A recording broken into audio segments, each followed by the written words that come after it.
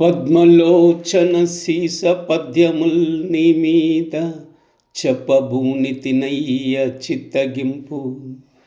గణయతి ప్రాస లక్షణము చూడగలేదు, పంచకావ్య శ్లోక పఠనలేదు.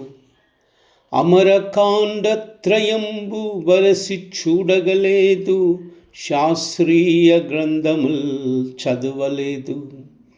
నీ కటాక్షంబు నే రచించదగాని, ప్రజ్ఞ నాయది కాదు ప్రస్తుతింప. తప్పుగలిగిన సద్భక్తి తక్కువౌనే, చెరుకునకు వంకపోయినా చెడుని తీపి.